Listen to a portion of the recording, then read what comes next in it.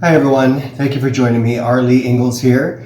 And this podcast is part of my family series.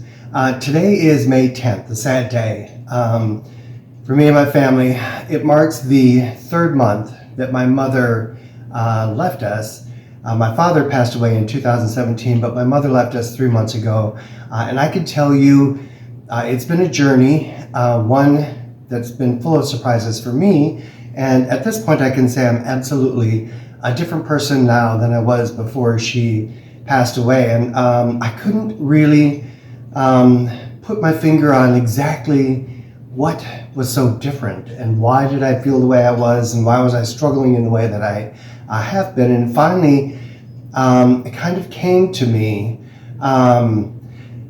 The best way that I can put it is if you've ever seen a compass that has lost its ability to find north, you know, the needle will shake and it'll spin and it can't really find north. And that's its only purpose. So for me, my mother, I guess, represented the north in my life. She was kind of the compass and the centering point. And even though, you know, I may not necessarily have followed in that direction, I knew where it was. And it was a comfort spot. It was something that I knew, and it was a beacon. It was a place for me to look to for guidance and assurance that I was doing the right thing, etc. And now that she's gone, I don't have that anymore. So I'm having to try and figure out how do I build that within myself and then make it instinctive where that automatically happens, and I'm far from there at this point.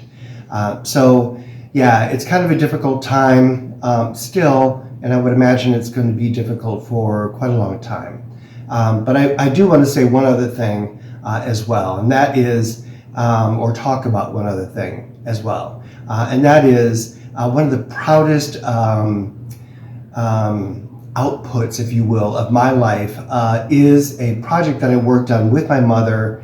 We started it in 2019 when I decided to write a book continuing the legacy of Laura Ingalls Wilder. I was going to write my story, and then it occurred to me that really Mom and Dad's story should be written first. And with my mother still here, I was able to ask her about those early years of her life, and she could fill in story gaps that I had, or add stories to it, or correct those areas that I was wrong. So we worked together on it, and it was really a very nice time. I would write a chapter, hard copy it for her, mail it up to her. She would spend a few days looking at it, and then we'd get on the phone and we'd talk about it, and she would tell me areas that I was either wrong, needed to add, or fill in some gaps, as I said, in the storyline. So it was really, really nice.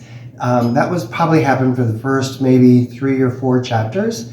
And then she said that my memory of those events was better than hers, and I just kind of wrote it after that on my own. So the name of the book is Ingalls on the Prairie. It is the story of my parents' early years. Far too often I found that our parents, grandparents, great-grandparents fade into history and not much is known about them after a few generations, and a lot of times you won't recognize them in photos.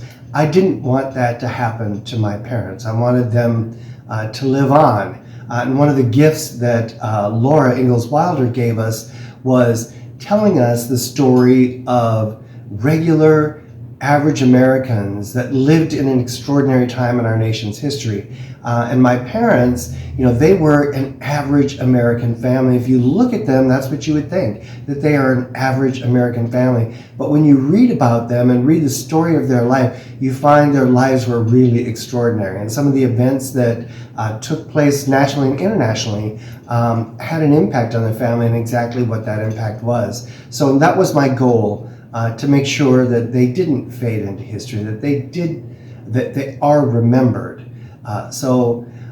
It's one of the proudest things that I have. I'll take it to the grave with me that I was able to work on this with my mother and put that out. So if you haven't read my book, I hope you read my book and learn about them and the lives that they lived.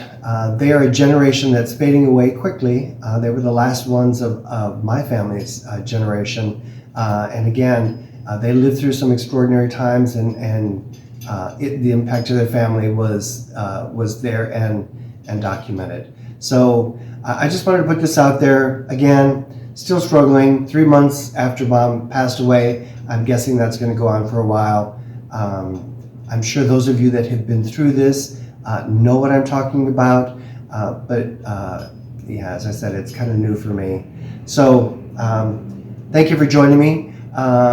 If you want to reach out, comment, please do. My social media IDs should be showing up here. I would love to hear from you. Thanks for joining me.